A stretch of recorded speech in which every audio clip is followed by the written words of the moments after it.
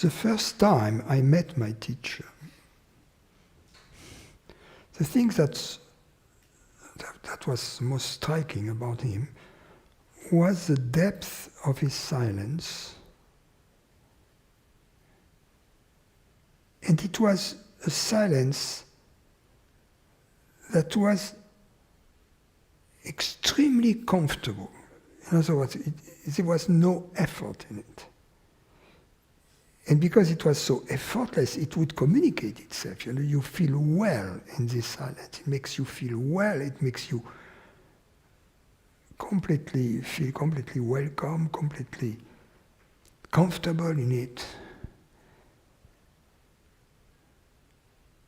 The reason I'm saying that is because I have had on several occasions in my life the opportunity to meet people who are practitioners of some form of mantra yoga,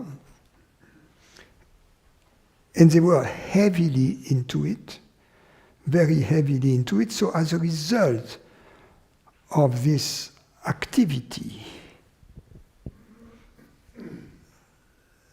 their mind was silent, and when I was in their presence, I could feel it. I could feel this silence.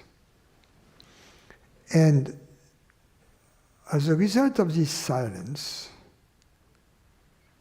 for instance, they had the ability to listen to you, and you could see that their usual flow of thoughts and problems and etc.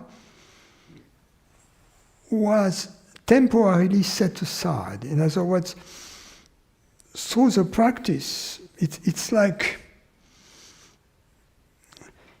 you have the Red Sea, right?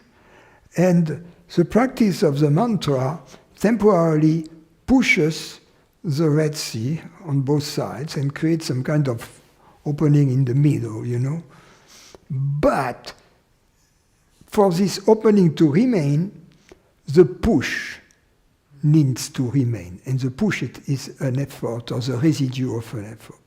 If you stop the mantra, after a while, the Red Sea closes.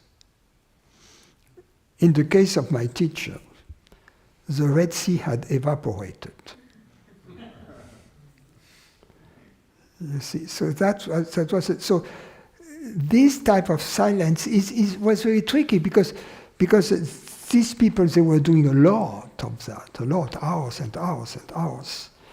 And so you could feel the difference, but at the same time, having experienced the other form of silence, I could see that something was not correct, not in line. So this silence was what I call the silence of the mind.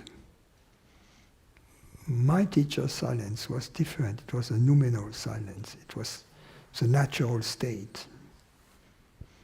Nothing to hide, no effort, That's the way it is. It's a silence which is not a mind activity. Take it or leave it, that's what it is.